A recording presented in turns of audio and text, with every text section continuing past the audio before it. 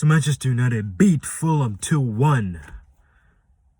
Now that is how you do it. That's how you do it.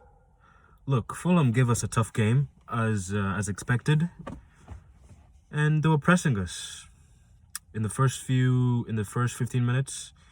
They were really going at us, and they scored. Wan-Bissaka had a very bad, very bad 20 minutes. He was very bad in that 20 minutes, in the opening 20 minutes.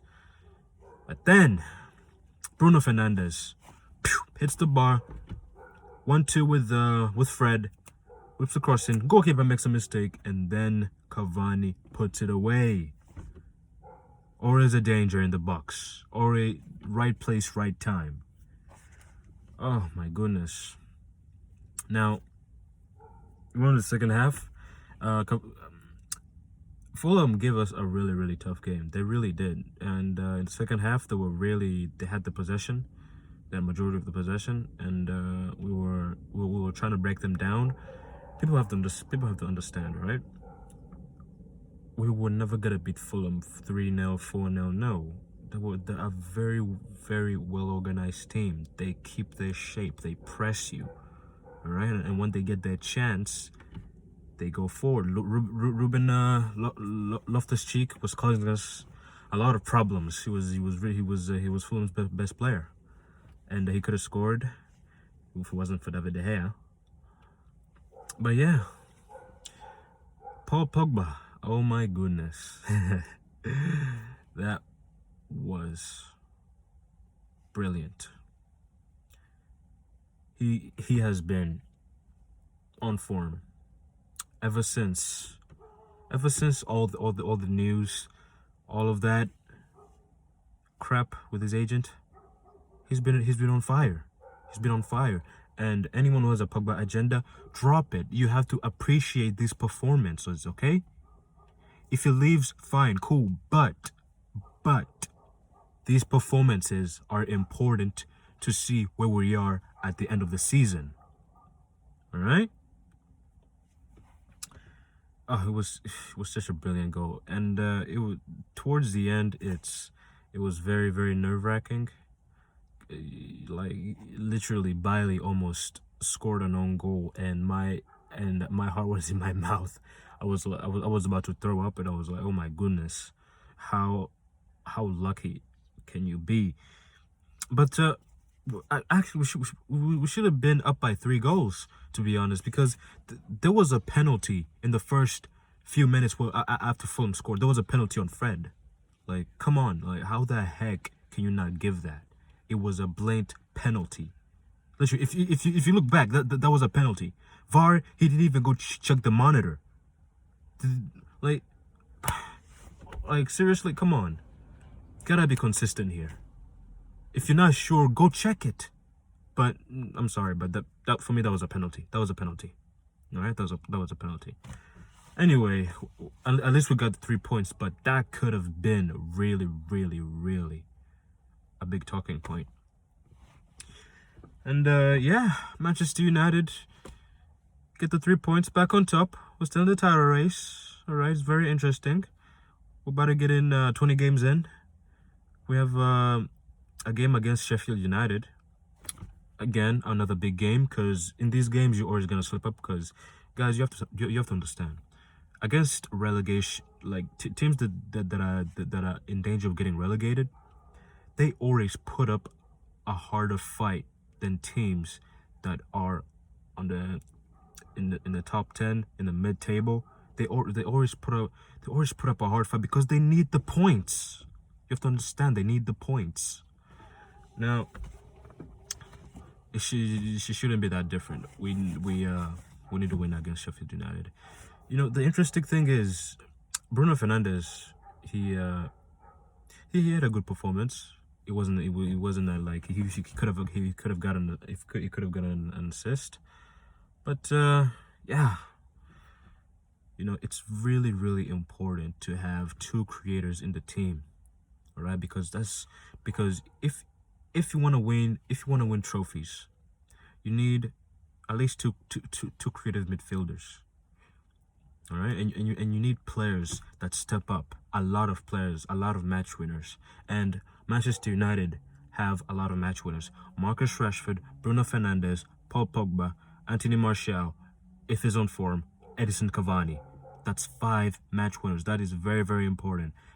Even though Anthony Martial, Marcus Rashford and Bruno at times they aren't firing. Even Mason Greenwood, he had a very, very tough game.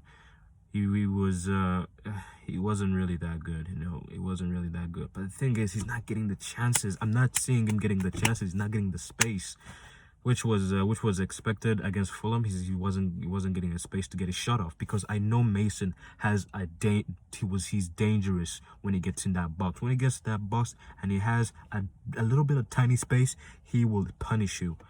Unfortunately, he's not getting the space right now. And if we can get the right wing position, sorted, Mason Greenwood will start getting the chances, because he's a very, very talented player. But Ole Gunnar Solskjaer also has to get the credit for the way he has handled him this season. Even if he's not firing, he's taken him out. He's put him aside because he was misbehaving. All the media, all the papers, they were all going at him, and he just put him down and just dropped him and then put a cotton wool around him. Players like these need they need to be put aside so that they can develop right. But anyway, yeah, imagine if Marcus Rashford was on form from December. You remember last season from December, beating players from the left, being dangerous, and Anthony Martial was also on form, and Mason Greenwood was firing. Cavani to come on the bench to score. Imagine that. Bruno Fernandes supplying the assist. Imagine that. If they can get on form, because right now we need all of those players to get back on form. We need all of them to get back on form, so that we can take the title race until May. If they can get back on form, we'll take it till May. Well, why not? Why not? Have you seen Marcus Rashford when he's at his best? Anthony Martial, Mason Greenwood. We've seen him at their best. At the moment, they're not at their best, but they'll get there. All right. But right now we have to celebrate. Paul Pogba being man, it's really dark in here. I'm gonna have to turn on the light again. All right, here we go. That's better. But yes, anyway, Manchester United really need to get. Hold on, man. My point was gone. The next thing I wanted to touch on is Aaron Wan-Bissaka. He clearly needs competition. He needs it. He needs competition to get better. Look at Luke Shaw. Since Alex Tellez's arrival, Luke Shaw hasn't put a foot wrong. He's been our best left back. And I know people have an agenda against him. Oh, he's fat. He's too slow. Come on, drop it. The good thing is we have good players. It's not a complete team to win the league, but we have good players. You never know. But anyway, yeah. Donny van de Beek again didn't play again. This was a good game for him. If he was in the 10 where Bruno was, and Paul Pogba and Fred. I haven't seen that midfield in a while, since Sevilla, because that midfield was probably the best I've seen, and that midfield needs to play again. But I would have played Donny van de Beek for Bruno to save his energy for Liverpool. Anyway, guys, that's the video. Please let me know what you think in the comment section. Who was your man of the match? For me, my man of the match was Paul Pogba. Brilliant. Like the way he took down the ball was in the air, took it down, skip past a few players, boom, left foot. Brilliant goal. Brilliant goal. It doesn't matter what you think of him, but you have to appreciate him. Paul Pogba, man of the match. Who was your man of the match in the comment section? Like the video, and I'll see you in the next one.